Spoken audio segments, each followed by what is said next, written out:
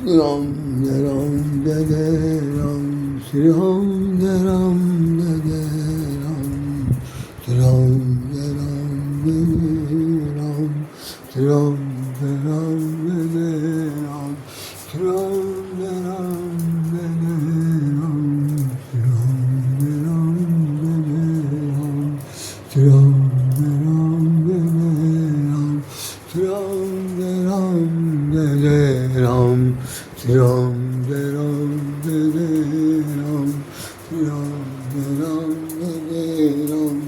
श्री राम जय राम जय जय राम श्री राम जय राम जय जय राम श्री राम जय राम जय जय राम श्री राम जय राम जय जय राम श्री राम जय राम जय जय राम श्री राम जय राम जय जय राम श्री राम जय राम जय जय राम श्री राम जय राम जय जय राम श्री राम जय राम जय जय राम। बोलिए साहब रामचंद्र महाराज जी की जय। आज भी वही झांकी आपके सामने है, अयोध्या नगरी, भगवान अयोध्या धाम, भगवान राम का ये मंदिर है। करोड़ों की संख्या में लोग यहाँ पर इकट्ठा होते हैं, होते रहेंगे। जब मंदिर बन गया तो कहेंगे क्या। इसमें एक लगा हुआ है कि जगत में प्राण आए हैं। हम लोग अभी तक कभी ये दूसरा एपिसोड है, उसी से रिलेटेड है, कंटिन्यूएशन में है। भगवान राम यहाँ पर विराजमान है, मंदिर के ऊपर दिखाई पड़ रहा, और इधर माता सीता और भगवान राम का एक झांकी दिखाई पड़ रही है, ये पहाड़ों से रिलेटेड है। इसमें जगत में प्राण आए हैं। झोपड़ी के भाग जग जाएंगे जब राम हमारे आएंगे, झोपड़ी के भाग जग जाएंगे जब राम हमारे आएंगे। इस तरह से करते हैं। झोपड़ी के भाग जग जाएंगे, राम आएंगे आएंगे आएंगे। तो वो गाना भजन करोड़ों लोगों के मुखारबिन से सुना गया और गाया गया। और आइए दोस्तों, हम लोग बातचीत करते हैं। जय श्री राम, जय बजरंगबली, जय भगवान शंकर, जय समस्त देवी देवता, जगत जननी माँ लक्ष्मी, पार्वती, सरस्वती, सभी को मेरा। ये आज दूसरा एपिसोड उसी से रिलेटेड है, उसी संबंधित है। दो शब्द मैं कहना चाहता हूँ। सिर्फ कहने की कोई इस तरह की बात नहीं है जिसमें कहा जाए कि मैं इंटेंशनली इसी पे बात बोलना चाहता हूँ, ऐसा कुछ। जो देश की इकाई हूँ, जो कुछ घटना घट रही है उन सब पर कुछ न कुछ प्रतिक्रियाएँ सबकी होती हैं। कुछ लोग बोलते हैं, कुछ लोग नहीं बोलते हैं। किसी लोग कोई पहले से पूर्वाग्रह से प्रेरित होते हैं। कुछ लोग कहना ही होता है मुझे कहने हैं, चाहे जो कुछ हो जाए, चाहे सिर्फ प्रबल हो जाए, मुझसे मतलब नहीं। लेकिन इन सब दायरों से मेरा पक्ष कक्ष बिल्कुल अलग है, मैं कुछ जानता। भगवान श्री राम के मंदिर में चोरी हुई, चोरी के नाम से लोग पकड़े गए। उन लोगों को रिमांड पर भी लिया गया है। 14 लोग हैं। 6 तारीख को सुनवाई होगी, बैठक हुआ है, इस्तीफा देने की बात आएगी, सब कुछ होगा। अब सबसे बड़ी बात यह है कि जो विपक्ष के लोग हैं, वो लोगों के दिमाग में खास बात ये थी कि भले ही तुम सत्ता में हो, तुम माने भाजपा, भले ही तुम सत्ता में हो, लेकिन क्या अकेले अकेले चंदा खाओगे? अकेले अकेले चंदा बटोरोगे? हम लोग कहाँ जाएंगे? बहती गंगा में हमको भी हाथ धोना है। ये मानसिकता होता है। चोर चोर मौसरी भाई, ये चोर नहीं है तो दूसरा हो गया तो तीसरा देखने वाला हो गया। जो देखने वाला होगा हम कह देंगे तो क्या होगा? तो मिले जाओ। पता ना उनकी आदत पड़ गई। चोर की गिनती में जहाँ कहीं एक भी नहीं आदमी था, केवल एक ही था, उसकी नीयत खराब होते ही सारे धीरे धीरे इतने हो गए कि भाई उनकी 42, 42, 45, 50 पता नहीं कितने संख्या बढ़ गई। अब उनके घरों में छापा मारा जा रहा। बोरों में वो जहाँ कहीं बर्तन भरवा अनाज पानी निकलना चाहिए, वहाँ बोरे में पैसे निकल रहे हैं। तीनों भाई पकड़े गए हैं। उन्होंने भी कुछ अपना साफ साफ बयान दे दिया।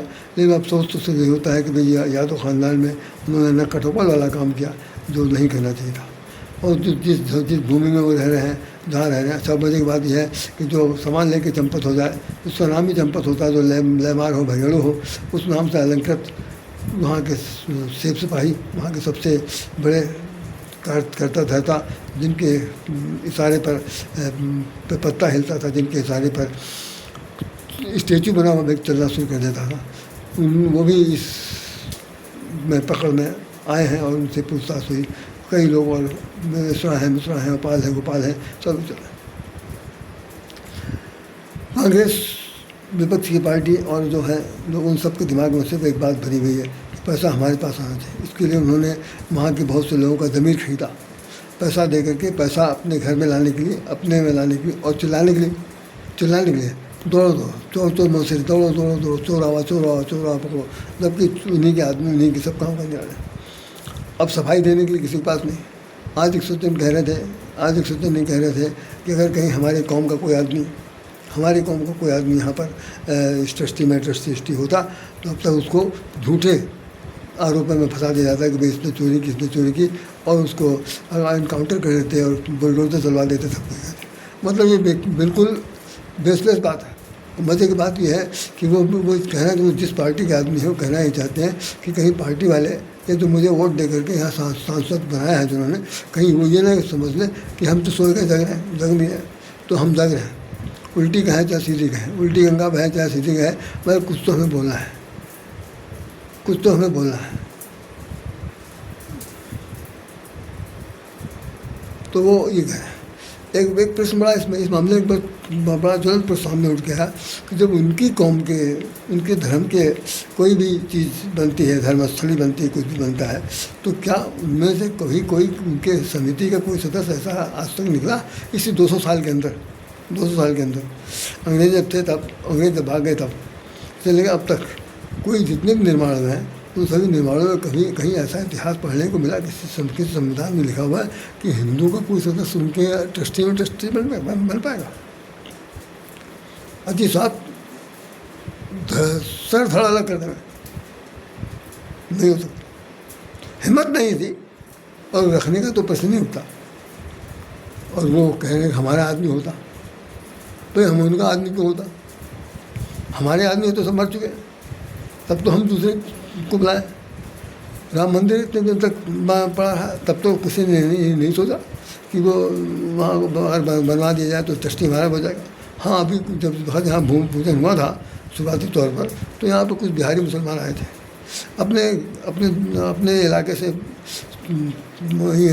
ईंटें पत्थर लेकर आए थे या सोने चांदी के लाए थे, पर इतना तो मुझे नहीं कन्फर्म है, लेकिन कुछ आए थे, भूमि पूजन में लगाया गया था। अब वो भी देखिए वहाँ शुद्धिकरण हुआ कि नहीं हुआ, उस पर गंगा जल डाला गया नहीं डाला गया ये भी नहीं पता। जो भी हुआ, लोग आए थे, उनको मौका बुलाया गया, सम्मान दिया गया, सब कुछ हुआ, ऐसा हुआ है। तो अब ये चिल्लाने की क्या जरूरत है? जो आदमी शपथ ग्रहण करते समय, संसद में शपथ ग्रहण करते समय ये कहता है कि जय फिलिस्तीन, बहुत ज़्यादा उस पर टिप्पणियाँ हुई, आरोप लगे, पेपर में निकला कि जिसको भारत बस कहने में इंसल्ट है, जो वंदे मातरम कहने में इंसल्ट बिल्ड करता है, जो भारत माता कहने में इंसल्ट बिल्ड करता है, जो भारतीय संस्कृति सभ्यता को नकारना चाहता है, जो हमारे देश की जो विचारधारा है उसको वो गलत साबित करना चाहता है। वो केवल एक, यहाँ तक कि जो सत्ताधारी इस वक्त हैं, ये उसकी नज़रों में सबसे ज़्यादा चढ़े हुए ऐसा व्यक्ति जो हिंदुस्तान के अंदर केवल मुगल पीरियड चाहता है, वो आदमी भारत माता कहेगा, वंदे मातरम कहेगा, भारत भूमि कहेगा, माता कहेगा? नहीं कह सकता। और वो फिलिस्तीनी बनाना चाहता है और वो देश की रक्षा करना चाहता है और देश को अपना बनाना चाहता है। खैर, बनाए भगवान के बनाए, हमसे कोई मतलब नहीं। हम सिर्फ ये इतना सब कहना चाहते हैं कि जो कुछ हुआ है, जो कुछ हो रहा है, वो बिना किसी ऊंची देख रेख के छोटा आदमी बड़ा से बड़ा काम नहीं कर सकता। उस पर किसी न किसी आदमी का वरदहस्त है, ये आने वाले दिनों में खुल जाएगा। वैसे तो आज कई लोकल वीडियो वालों ने तो अपना निकाल दिया है, अब भाई उनकी तो कोई ज़्यादा पकड़ है नहीं, लेकिन फिर भी जो मिल गया छल्ला लेके भागते हैं। तो उन्होंने कह दिया कि पोल खुल गई, खुलासा हो गया, अब देखो दौड़ क्या होगा। जो सम्मानित अखबार है, वो अखबार वाले अपनी कलम को बहुत सम्मानित ढंग से लिखते हैं, पढ़ते हैं, सामने लाते हैं। भगवान राम ने अपने जिस वक्त वह लंका जीत करके आ रहे हैं। तो अब विपक्षी के अपने विरोधी शत्रु पक्ष के जो भाई है उसको जो वहाँ का मनोनीत राजा बना दिया, उसको भी लेकर अपने घर आते हैं। क्या बात, नुमा पुष्पक मान बैठे हुए और वो चौपाई लिखी जा रही, किसी ने पढ़ा हो तो देख लेते हो, क्योंकि शुरुआत में यहाँ इस तरह की चौपाइयाँ इसमें सब लिखी गई। राम धामदा पुरी से हवन, उत्तर दिश बह सर्दी पाऊँ। राम की नगरी बहुत सुंदर है, बहुत सुहानी है, और उसके उत्तर में, ठीक उसके उत्तर में सरजू नदी बहती है। और भगवान कह रहे हैं कि मुझे ये मेरी जो जन्मभूमि है ये मुझे बहुत पसंद है। मैं अपनी जन्मभूमि की रक्षा के लिए आया हूँ, तो अपनी जन्मभूमि के लिए प्राण तक त्याग देने को तैयार है। ऐसे भगवान ऐसे छात्र इक्ष्वाकु वंश में पैदा हुए चारों भाई ने हमारे देश को क्या नहीं दिया, लेकिन उनमें तो चोरों को भी दिया। और उनके राज में चोर न हुए होते, चुगलखोर न हुए होते, बदजबान न होते, तो क्या जानकी जी को वनवास मिलता? नहीं मिल सकता। वो तथाकथित है, किंवदंती है, या अलग से छिपक रूप से कहा गया कि धोबी के कहने पर उन्होंने जानकी जी को घर से बाहर निकाल दिया, जबकि धोबी की कोई मतलब इतना एथेंटिक पावर नहीं है कि वो ऐसी बात राजा के विरुद्ध कह दे या राजा महारानी की बात कह दे। लेकिन राजा साहब ने इस बात को सच मान लिया और उन्होंने उसके कहने पर कि ये भी राज्य की इकाई है और इसका कहना सच है। यहाँ पर थोड़ा सा अपवाद है, बहुत से लोग इस बात को अच्छा नहीं मानते, बहुत से लोग भाई राजनीति मानते हैं, बहुत से लोग भाई भगवान की और पत्नी के बीच का एक अंदरूनी समझौता मानते हैं, इस वजह से। लेकिन धोबी के कहने पर इनको निकालना चाहिए था, नहीं निकालना चाहिए था, ये विषय आज तक चर्चा का विषय। कथावाचक लोग तो इस पर चर्चा नहीं करते, क्योंकि जानते हैं बोलेंगे तो झंझट हो जाएगा। तो बेहतर है कि भाई वहीं तक खत्म कर दो, हाँ रामराज स्थापना हो गई, सबको जय जयकार, लो गले माला पहनो, प्रसाद लो, घर जाओ, कहानी वहीं से खत्म। भगवान लेकिन तुलसीदास जी ने उसमें एक लाइन और लिख दिया कि दूधी सुत सब भाई के रहे, दो पुत्र चारों भाइयों के घर में पैदा हुए। अब प्रश्न उठता है कि जब जानकी जी का वनवास हो गया, वनवास होने के बाद वो क्या वाल्मीकि के आश्रम में लौ पैदा हुए, और कुछ जो है वो वाल्मीकि के साधना के बल पर कुछ से बनाए गए। तो वनवास के बाद दो पुत्र पैदा हुए।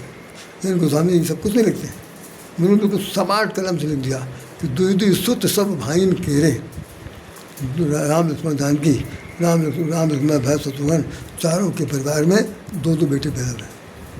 और उन दोनों बेटों को सबको बाद में फिर जब राज का बंटवारा हुआ, बांट के सब लोग अपने अपने ढंग से इस संसार से चले जाते हैं।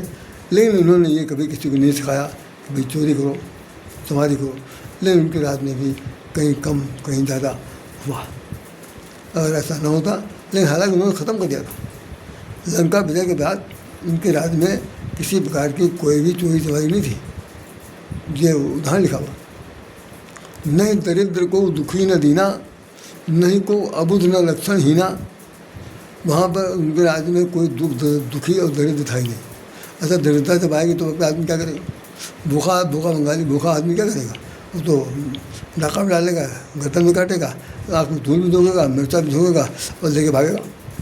लेकिन वो कह रहे हैं कोई दरिद्र था ही नहीं। एक शुद्ध राजा की तरह से वहाँ मुझे छंद लिखा हुआ, हमारे स्वामी जी कहते, स्वामी रामकृष्ण महाराज कह रहे थे कि बैठे बजाज लोग बैठे हुए, वो हाथ में हाथ ला ही नहीं रहे। दुकानें खुली हैं तो खुली हैं, कोई किसी को पैसा दे, कौन लेगा कौन ले जाएगा, कुछ नहीं। हाँ, ठाकुर श्री राम के राज में सब होगा। लेकिन इतना कड़ा प्रतिबंध था कि कोई गलती से कुछ भी गलत काम नहीं कर सकता, नहीं तो राम का तीर मुंह में भोंक दिया जाएगा। ये उन्होंने भगवान ने कह दिया था, भगवान ने कह दिया।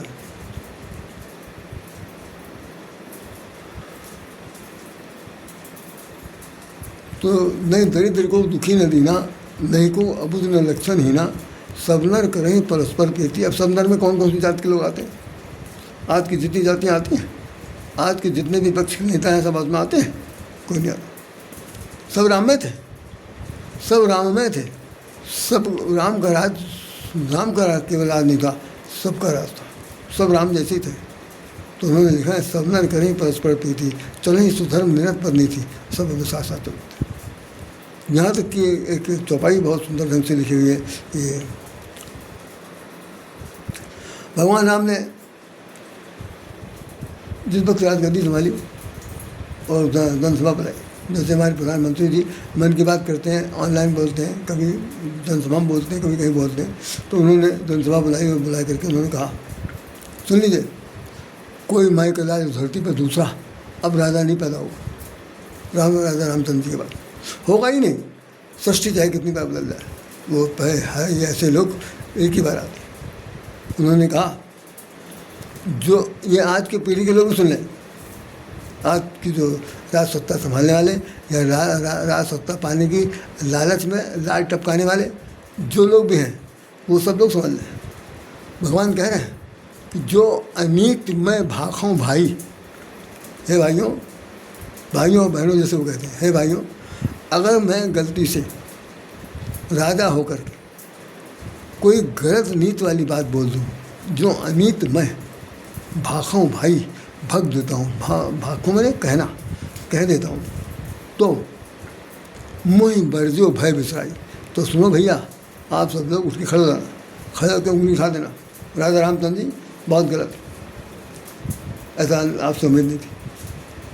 मैं सीधा शर्मिंदा होकर के, हम सिर झुका करके आपकी बात को मान लेंगे। ऐसा राजा जो पूरे देश दुनिया को सुनोगी दे दिया, लिखा हुआ सप्तद्वीप एक में निकला, 7 द्वीपों के राजा थे वो।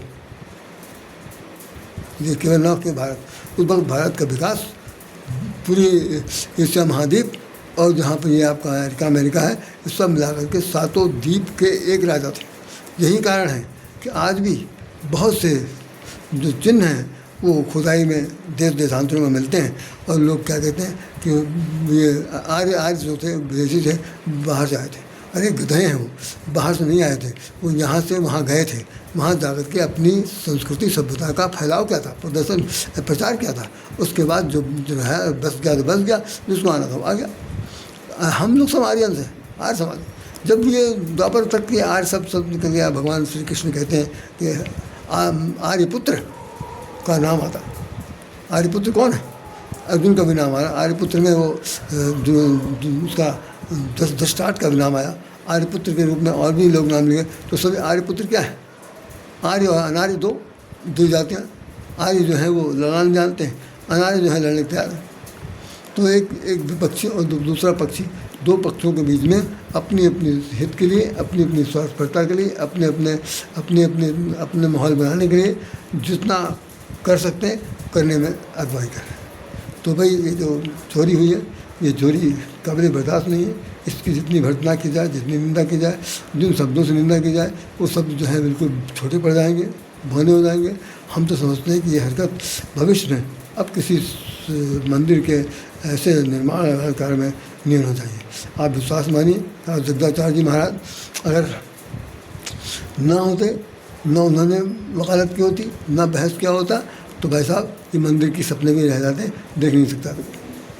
4 जहाँ पर जजों की बेंच बैठी थी, उनमें से एक मुस्लिम भी जज थे। उन्होंने भी इस बात को रिलाइज किया कि इनके चक्षु नेत्र खुले हुए हैं, कि ये जन्मजात अंधे हैं। उन्होंने जो प्रमाण दिए हैं, पुरातत्व विभाग वालों ने उसको प्रमाणित कर दिया, साक्ष्य अक्षर से सिद्ध हुआ, और राम जन्मभूमि वही है। इस पर सब लोगों ने थप्पड़ डाल दिया, बन गया। करोड़ों रुपये उस वक्त भी चंदे में आए थे, करोड़ों रुपये आज चौहाया मारा। अब इतनी नीयत खराब हो गई। अरे कौन सी वंश चलाओगे भाई? कितने परिवार के लोग पसंद करोगे? कितनी पीढ़ी के लोग खाएंगे तुम्हारे ये? लेकिन चोरी का पैसा, भगवान जब चोरों के हाथ पैर काट सकते हैं तो आपको भी छोड़ेंगे नहीं। भगवान कहते हैं कि भगवान की की लाठी में आवाज़ नहीं है, आवाज़ नहीं। ऐसी मार मारेगा कि जहाँ पानी नहीं मिलेगा, पानी नहीं मिलेगा, कि सारी लकड़ी रखी रह जाएगी। उन्होंने तो ये भी कह दिया था भगवान राम ने, उसमें अच्छा हाँ, एक चीज़ बता दूँ ख़त्म करने से पहले कि भगवान राम की राजनीति में एक खास बात यह है, एक खास बात यह है कि वो अपराधी को एक दिन का मौका देते हैं, सिर्फ 24 घंटे का, नॉट मोर देन 24 आवर्स। 24 घंटे का मौका देते हैं कि अगर चाहे तो ये अपना हृदय परिवर्तन कर ले, अपने मन मस्तिष्क में सुधार कर ले, तुरंत शूट नहीं करेंगे। ये लिखा हुआ रामायण, बाकायदा प्रमाणित है, लिखा हुआ। बाकी भगवान कृष्ण के ज़माने में उनके यहाँ 24 घंटे को कोई मतलब नहीं है, टिट फॉर टैट। अभी इसी वक्त अपराधी है तो उसे ज़्यादा देर तक ठहरने की ज़रूरत नहीं, बिल्कुल नहीं, और तुरंत उसको ख़त्म कर देना चाहिए। और ऐसा भगवान ने किया। तो उसमें लिखा हुआ कि जिस वक्त सुग्रीव को उन्हें मारना हुआ, जबकि सुग्रीव मारेंगे नहीं, सुग्रीव ने लिखा है, हैं सुग्रीव मोह विसारी, लक्ष्मण सुग्रीव मोह विसारी पावा राज कोस पुरानी। अरे लक्ष्मण सुनो, कितना नालायक निकला है। हमसे पावक साक्षी दे गिरी, जोरी पीर दुहाए, अग्नि साक्षी को मान करके उसने हमारे साथ दोस्ती किया, मित्रता किया। हमने उसको बाली से राज दिलवा दिया, पत्नी उसकी वापस करा दी, बाल बच्चे उसके मिल गए, राजकोषपुर मिल गया। अब उसके बाद भूल गया, 4 महीना बीत गया है और अभी तक हमारे उसके काम की सुध नहीं आई। ध्यान देखिए, भगवान को अपने सेवक पर, अपने दास के बारे में चिंता है, लेकिन दास को जिसको मिल गया हो नहीं, सुख में ना करे, दुख में करे। अब जब सुखी हुआ, राजकोष पुष्प मिल गया, पत्नी मिल गई, भोगासक्त हो गया, धन दौलत से संपन्न हो गया, अरे तो कौन भगवा होगा जो भगवान को याद करेगा? भाई सवाल ही नहीं उठता। तो भगवान को तभी याद करेंगे जब कोई बहुत बुरी तरह से फंस जाएंगे, मर जाएंगे। तो रामचंद्र जी क्या करें लक्ष्मण से कि मोहि विसारी पावा राजकोष पुरानी, उसको राज मिल गया, कोष मैंने खजाना मिल गया। और उसके बाद फिर उन्होंने कहा कि जय सहायक मारा मैं बाली। अब सुन ले वही घटना, जय सहायक मारा मैं बाली, जिस बाण से मैंने बाली को मारा था। जय सहायक मैंने मारा, जय सहायक मारा मैं बाली, तहिसर हतों मूढ़ कह काली। उसी बाण से कल इस मूर्ख को मैं मारूंगा। हजारों लोगों ने इस बात को पूछा होगा, हमारे स्वामी रामचंद्र जी महाराज ने भी कहा, प्रश्न किया तो उत्तर दिया कि उन्होंने कहा कल पर क्यों? सबसे पहले तो उनके जो छोटे भाई हैं वही कहने लगे कि भैया आपका नियम समझ में आता नहीं हम लोग को। अरे भैया जो कुछ करना है करके ख़त्म करिए, अब आप कल पर टाल रहे हैं, कल पर क्यों टाल रहे हैं? आप मुझे आदेश दीजिए, जाए करूँ पुरछार, अभी मैं जाऊँ पूरा उनका जो किस्किंदा कांड है वो सब जला के राख कर दूँगा। जारी करूँ पुरछार, छार मैंने भस्म कर दूँगा। भगवान ने कहा नहीं, ऐसा नहीं भैया, ऐसा नहीं कहना। अरे मैं तो ऐसे कह रहा हूँ, क्यों? भय दिखाए आवो तात सका सुग्रीव, उसको जाइए जरा हल्का दीजिए कि क्या समझते हो तुम हैं? सब कुछ पागो, घर से ला पागो तो तुम भगवान भूल गए, काम उनको भूल गए। जो अभी तुम्हारी खबर ली जाएगी, मतलब इतना तुमको कहना भरा है। देखिए वो सिर के बल भागता ही आएगा, बहुत भगेड़ू है, उसको पकड़ के घसीट के लाना है, नहीं तो कुछ भी हो सकता और हमें अभी उससे काम लेना। तो उन्होंने कहा कि जय सहायक मारा मैं बाली, तेसर है तो मुर्गा काली, मैं उस मूर्ख को कल मारूंगा। यहाँ भी नियम यही लागू है। आप देखिए जितने संविधान बने, आपको जानकर आश्चर्य होगा, बड़े बड़े केसेस मुकदमे 20 साल तक, 30 साल तक, 40 साल तक, 50 साल तक पेंटिंग में पड़े चल रहे हैं, सुनवाई हो रही, आखिर में आदमी मर गया। ऐसे से होता है, रोज टाल पड़ा, रोज डेट पर डेट दी जा रही, डेट पर ये क्या है? ये राम कहीं देन है? नहीं तो मामला रफा दफा हो जाना चाहिए। जब अपराधी पकड़ गया, किसी तरह से हो गया, जितने लोग उसके जमन में आए फिर वो छोड़े नहीं जाने। लेकिन ये राम का राज, राम ने कह रखा कि जहाँ तक बन पड़ा है दूसरे को सजा दो, लेकिन मारो नहीं, दिमाग परिवर्तन करो उसका। हाँ, जो मन मस्तिष्क में जो विकार घुसा हुआ उसके अंदर भय पैदा करो। ये खास तौर से राम का सिद्धांत है, राम की नीति है, और राम इसमें बहुत कामयाब। उसमें लिखा हुआ है कि चलें सदा वर्णाश्रम नित ग्रह निरत भेद पथ लोग चले सदा पावे सुख नहीं भय रोग में सो। वर्णाश्रम धर्म का सब पालन करते हैं, किसी को किसी प्रकार का रोग नहीं है, सब रोग निरोगी हैं और सुख से सुख में जीवन व्यतीत कर रहे हैं। ऐसे रामराज की स्थापना के लिए सबसे पहले भगवान रामलला को वहाँ बैठाया गया और बैठाने के बाद वहाँ पर जितने भी लोग थे उन सब लोगों ने जो आज जो कारनामा किया है वो भाई माननीय प्रधानमंत्री देखेंगे और जो लोग हैं वो देखने वाले कर्णधार लोग देखेंगे। सरकार की नीति के अंतर्गत FIR लागू हो गया, वो सब लोग देखेंगे। हम लोग क्या हैं, कुछ नहीं क्या देखेंगे। हाँ, लेकिन कभी कभी क्रिया प्रतिक्रिया जो होती है बता देने में अच्छा लगता है कि भाई कम से कम लोग गलत दिशा में जा रहे हैं, प्रचार का दुष्प्रचार कर रहे हैं और ये शो करना चाहते हैं कि भाजपा सरकार जो है वो सबसे भ्रष्ट सरकार। मैं भाजपा का कोई मेंबर नहीं हूँ, बिल्कुल नहीं हूँ। ये जो मैं ये अचूला पहने हुए ना, ये राम का मिला हुआ प्रसाद है। ये किसी मंदिर से मुझे मिला। मैं किसी भी पार्टी का नुमाइंदा नहीं हूँ, न मैं किसी के झंडा लेके बर्दारी करता हूँ। मैं जाता ही नहीं कहीं। मुझे तो अपने भगवान से मतलब है और भगवान के ऊपर जब कभी कोई बात होती है तो मन एक बार थोड़ा सा दुखी होता है कि ये वही लोग हैं जो उनके नाम का बिल्कुल बता रहे थे, आज सबके सामने मुंह के खाने के लिए सबको मजबूर कर दिया। तो भाई इन सब चीज़ों से बचने की जरूरत है। अब से जो विधान बनेगा, अब से जो नई समिति बनेगी, अब से जो नया ट्रस्ट बनेगा, कम से कम उसके अंदर ईमानदार लोग रखे जाने चाहिए और भाई सरकार अपने हित में लेकर के, अपने पक्ष में लेकर के जो करेगी ठीक करेगी। विपक्षियों को इसमें ज़्यादातर हाथ लगाने की और दौड़ भाग करने की, हुंकार भरने की या बहुत ज़्यादा चिल्पों मचाने की मैं समझता हूँ कि वो बुद्धिमानी नहीं है। बाकी वो उनका मर्जी है, जो चाहे उछलें चाहे कूदें, चाहे कहीं कुएं में फाट पड़े, हमसे क्या मतलब। मैं उनका तो कोई वो तो हूँ नहीं रास्ता दिखाने वाला। वो खुद ही इतने ट्रेंड है कि अच्छा रास्ता दिखा रहे हैं। हम जैसे चूतिए क्या करेंगे। मैं माफ़ी चाहता हूँ, सबको बहुत बहुत सादर नमस्कार करता हूँ। पक्ष विपक्ष सबको मेरा प्रणाम, सबको नमस्कार। मेरी बात में किसी प्रकार की भी कोई अप्रियता हो तो ये राधेश्याम राधे आपसे क्षमा जाता है और मैं प्रार्थना करता है कि भगवान सब कुछ देना, लेकिन कम से कम दुर्बुद्धि ना देना। बस ये लोग मांगे चाहे ना मांगे, सबको सद्बुद्धि जरूर दीजिएगा। जय श्री राम, जय श्री राम, जय श्री राम, जय श्री राम, जय श्री राम।